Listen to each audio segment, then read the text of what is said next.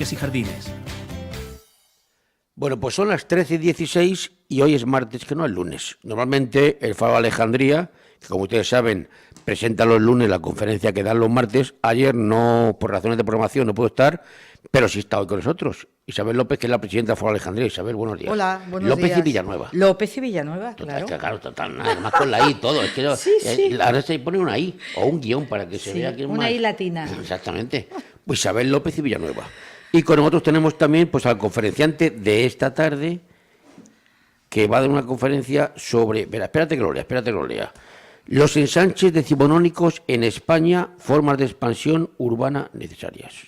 Señor conferenciante, preséntese usted mismo, ¿quién es? Bueno, pues yo me llamo Antonio Esquivias y como tengo que hacer honor a mi madre también, Sainz Pardo. Claro, muy bien, muy bien. Bueno, en Portugal sería primero el apellido de la madre, como es lógico. Se sabe quién uno de qué madre es, de qué padre, bueno, también se Ahora puede aquí saber. en España se puede cambiar, que ya puedes elegir. Exacto. Yo estoy de acuerdo con eso. La madre tenía que ser el primero. Claro que sí. Porque madre, me decía, madre no hay más que una. Exacto. Padres puede haber 4. Puede haber 3 o 4, exactamente. Bueno, pues... vamos con lo que vamos. Voy a leer de nuevo el título de la conferencia de esta noche. Los ensanches decimonónicos en España, formas de expansión urbana necesarias. ¿Y esto qué es lo que es? Bueno, pues... ¿Cómo diría que qué es lo que es? Como su nombre indica, por un lado ensanche decimonónico, ensanches del siglo XIX, por otro lado formas de expansión urbana, formas de crecimiento urbano. Hace 150 años, pues alguien se planteó que pasando del antiguo régimen al nuevo régimen, más o menos cuando la muerte de Fernando VII en el caso de España, pues se plantea que las ciudades medievales estaban ya bastante constreñidas, el cinturón de pétreo que formaban las murallas hacían irrespirable la ciudad. Ávila, ciudades así. Bueno, algunas quedaron, todas constreñidas, porque no crecieron, pero la industria, la primera revolución industrial, la desamortización de Mendizábal, también la de Madoz, obviamente, y primero la de Godoy, y sobre todo la entrada, la irrupción del ferrocarril en las grandes ciudades, en los centros de las ciudades, hacen necesario, lógicamente debido a ese éxodo rural en busca de nuevos trabajos, o sea que la inmigración no es una cosa de ahora, como pensamos. No. Es decir, que hemos ido recorriendo el mundo precisamente buscando cosas mejores para nuestros hijos. Estamos siendo transhumantes. Exactamente. Y entonces, bueno, pues es el momento de que aquellas ciudades que tuvieron la suerte de tener pues minería e industria, pues como fueron muchas de estas grandes ciudades, Madrid, Barcelona, Bilbao, Cartagena, León, etcétera, pues plantearon que no se podía vivir en esas condiciones, en esos cascos históricos heredados de lo medieval. Y entonces, sobre todo las clases, digamos, más altas, plantearon ubicarse en otros lugares próximos al centro, pero no con las condiciones tan horrorosas que tenían entonces, sobre todo cuando veníamos de una época medieval fundamentalmente y la edad moderna sembrada precisamente de pestes, como sabrás, ¿no? Sí. Entonces, claro, eso hacía irrespirable vivir en esas ciudades, o sea, decir, en esas condiciones. Por eso lo de los ensanches decimonónicos. Ha habido ensanches posteriores, pero los primeros que se plantean, que es una herencia del barón Haussmann de París, del año 1852, cuando plantea en París, pero lo que se plantea en París es transformar la ciudad vieja, derribando edificios, alineando calles y planteando un ensanche decimonónico, el primero de todos, precisamente en la zona junto al Arco de Triunfo. Por eso hay una avenida que se llama Avenida de Haussmann. Del Arco de Triunfo para allá, hacia la Défense, la Exacto, parte nueva. hasta la Défense, exactamente. De la plaza de Toal hacia la Défense. La plaza de Toal, ¿no? Toda esa zona, que es como especie de un damero, ¿vale? Que se van construyendo. Bueno, a continuación aparecen los primeros ensanches en las primeras ciudades industriales, el caso de Barcelona. El ensanche, además se le conoce como el ensanche. El Eixample, exactamente. El Eixample y el ensanche de Vallecas en Madrid. Exactamente, con Ildefonso Cerdá y también, paralelamente en Madrid, concretamente en el año 1860. Luego Bilbao, 1870 y tantos, San Sebastián, y así yo voy a hablar de unos 15 o 20 ensanches. Y estos ensanches que hemos hablado del ensanche del Eixample, del ensanche de Vallecas, estos ensanches llevan unas normas especiales, específicas, características, ¿están cuadriculados o son libres a la hora de que se con ellos? Sí, bueno, arrancan más o menos plantearon la ley de expropiación forzosa de 1836, debido precisamente a Álvaro de Mendizábal, con la famosa expropiación, sobre todo de los bienes en manos muertas, que decía, ¿no? Que eran los bienes en manos, sobre todo, de las órdenes militares, Alcántara, Calatrava, etcétera, y sobre todo de los grandes conventos, los grandes espacios conventuales, que entonces quedan liberados, y Mendizábal fue, de hecho, fue uno de los 3 motivos por los que se plantearon ese tipo de ensanches, pero no solos, como te he dicho, el derribo de las murallas y precisamente la entrada del ferrocarril en el centro de las ciudades hace posible que se cree en esta zona de ensanches. Y quien nos está escuchando, hablando de ensanches, dirá, bueno, Antonio Esquivias, que habla, perdón, Sainz Pardo también, que está hablando de esto, ¿quién es? Vamos a conocer un poquito al conferenciante, porque Sí. aquí dedicas el tiempo libre, como dice la canción. Muy bien, pues nada, yo soy diplomado en empresas turísticas por la Escuela Oficial de Madrid y soy también licenciado en Geografía por la Universidad de Cantabria y doctorando en Geografía. Entonces, bueno, viví aquí en los años, desde el año 78 al 86, concretamente en Benidorm, y bueno, he sido director de agencias, hoteles, etcétera, por mi primera carrera universitaria, y luego después por la segunda, pues ya he sido profesor en la facultad en Cantabria, hasta el año 2015 que me jubilé. Bueno, ¿y qué te parece el ensanche de Benidorm? Pues el ensanche de Benidorm es uno de esos tipos de ensanches de los que también voy a hablar muy por encima, por supuesto, porque no son ensanches decimonónicos, porque su característica y su funcionalidad es diferente, también la época en la que se plantea.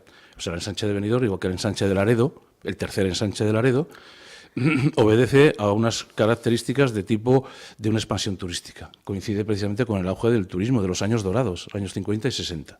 O sea, me parece genial, es decir, es una planificación en malla reticular, pero claro, no tiene nada que ver con los ensanches decimonónicos que fueron hace 150 años con otro planteamiento diferente y por otras motivaciones. Claro, lo que pasa es que los ensanches, vamos, estamos hablando de los decimonónicos, pero vamos a hablar un poquito de los de ahora. Porque para hacer un ensanche ahora hay que tener en cuenta muchas cosas más. La inmigración, las zonas industriales, las zonas de ocio, porque es más complicado que antes. Es mucho más complicado, pero claro, un ensanche como el de Benidorm se plantea precisamente por una visión de futuro de un alcalde, ¿no? Que en su momento pues planteó que tenía que actuar sobre ordenar un terreno dentro de la planificación urbana y ordenar un terreno para un uso turístico, pero para albergar sobre todo hoteles, no para albergar población que se iba a dedicar al turismo, porque normalmente, como ya te dije que había ensanches decimonónicos, los ensanches se plantearon para una edad entre 60 y 100 años de vida. Y se quedaron cortos, de tal suerte que luego aparecen lo que se llaman ensanches tardíos. ¿De acuerdo? A partir de los años 30, con la Segunda República, comienzan lo que se llaman ensanches tardíos. Incluso hubo otras ciudades que no tuvieron ensanche. Es el caso de Valladolid, de Salamanca, es el caso de Burgos, por ejemplo.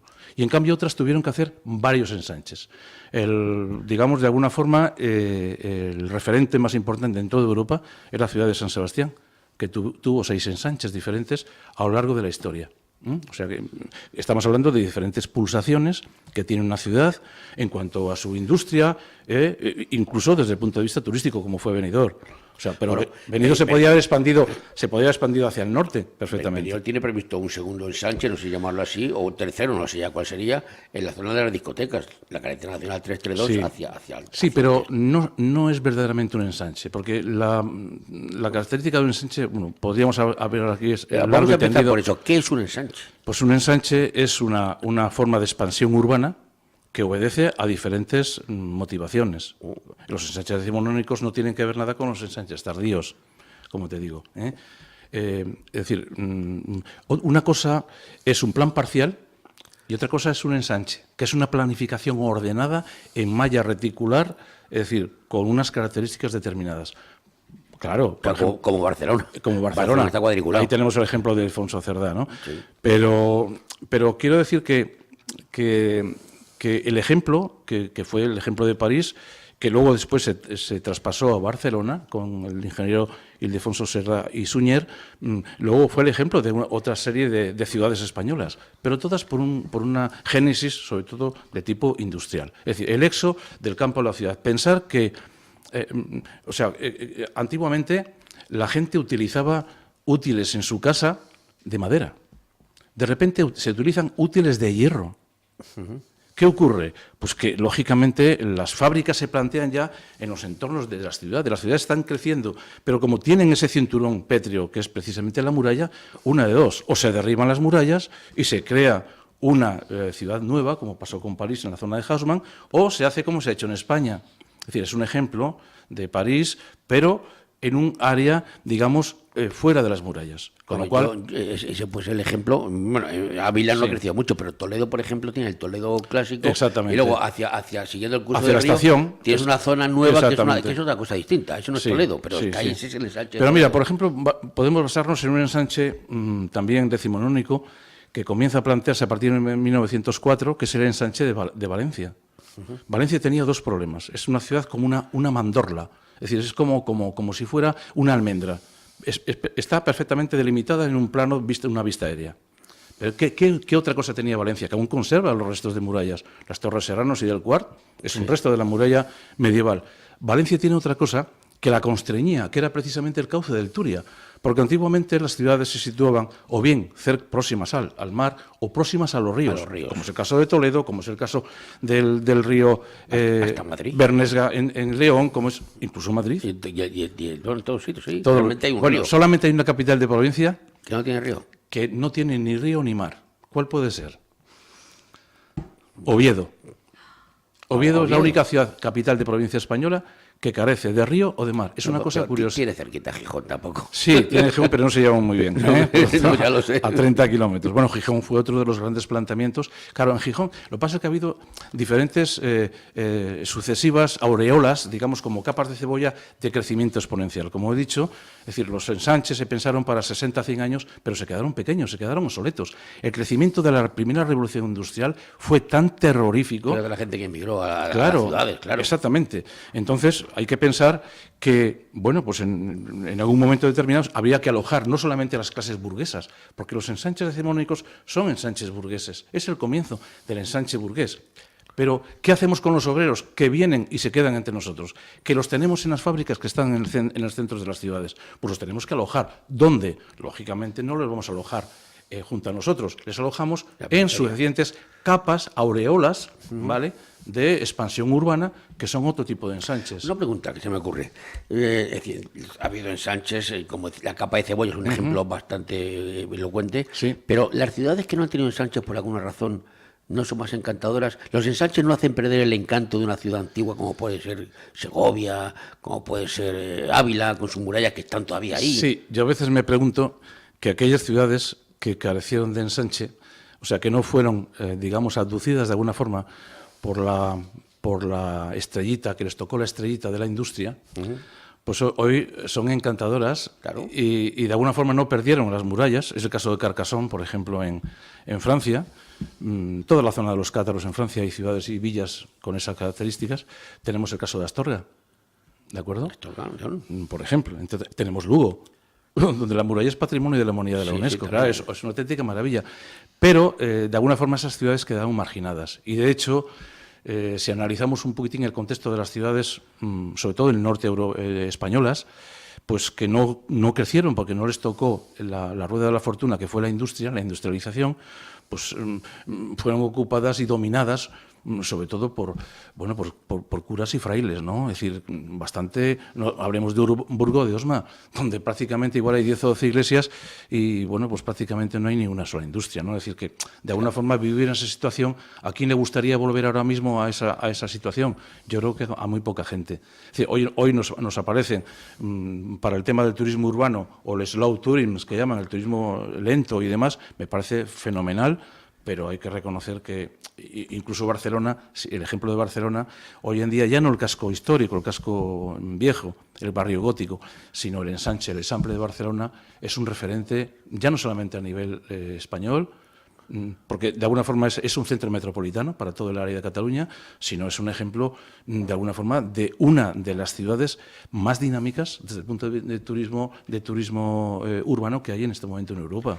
Y la ciudad más importante es el Mediterráneo, no nos tenemos que olvidar. La más importante en cuanto a cruceros, en fin, estamos hablando de que el Eixample, pasear por el ensanche y ver esa miríada, digamos, de edificios con esas fachadas, con todos los estilos que aparecen desde los neogótico, neorrománico, neomudéjar, finalizando los años 5 y 6 del siglo XX, esos comienzos, cuando aparece el modernismo catalán, después el Art Deco, el secesionismo vienés, con todos esos estilos, trabajando y consiguiendo aunar a todos los mejores arquitectos que había en ese momento en toda Europa, pues hombre, hoy en día eso es un legado, ¿no?, para una ciudad y para España. De modernismo, sí, por supuesto, pero Claro. sin embargo a mí me gustan las ciudades más... París, por ejemplo, me atrae mucho. La veo muy uniforme, los tejados negros de pizarra, la zona centro me refiero, Sí. la pizarra, el edificio blanco, la estructura que tiene la arquitectura, a mí me atrae París. París ha tenido muchos ensanches, ¿no? Nada más que el de la parte de la Sí, Défense, sí. nada más que ese, ¿no? Bueno, luego ha tenido suficientes ensanches. Piensa que las sucesivas oleadas... Pues yo a los pueblecitos de al lado que acaban siendo absorbidos por la gran ciudad, yo no lo considero ensanche, lo considero Fíjate, absorción, por decirlo de alguna manera. Sí, hay un ejemplo sintomático que es la ciudad de Bilbao. Bilbao, podemos decir que tiene 3 ensanches. Un ensanche decimonónico, hacia 1876 aproximadamente, que tiene que ocupar un municipio a la margen izquierda del río Nervión, que es Abando Ibarra, que lo ocupa entero, vamos, al estilo Cerdá, y en los años, a principios del siglo XX, se ha quedado pequeño. Tan pequeño que tiene que ocupar otros municipios a la margen derecha. Por ejemplo, el caso de Deusto, que es un ejemplo de otro ensanche, lo que se llaman ensanches tardíos, ¿vale? Y también Begoña. El barrio de Begoña, entre el Arenal y el Casco Viejo, 7 calles, tienen que hacer otro nuevo ensanche. O sea, Bilbao está condenado, lógicamente, a no poder ubicar toda la población, digamos, sobre todo laboral, en un ensanche, porque los ensanches, por otro lado, tienen unas características. Por ejemplo, las manzanas no debían de tener sobrepasar los 20 metros de altura entre el alero y la acera, entre otras cosas. Y las clases obreras, pues hombre, en algunos propietarios de esas manzanas decidieron, como el caso de Gijón, o en el caso, por ejemplo, de Madrid, con las corralas, ubicarlas en el centro de esas manzanas. Pero en otras ciudades no. Barcelona no ocupó la masa obrera. La masa obrera se fueron hacia otras zonas, como Sants, Poblenou, Hospitalet, Llobregat. exactamente. Entre el Besós y el Llobregat, incluso traspasando los ríos Besós y Llobregat al este y al oeste. Es decir, que estamos hablando de continuas oleadas, incluso podemos hablar de una zona totalmente metropolitana como si fuera una mancha de aceite.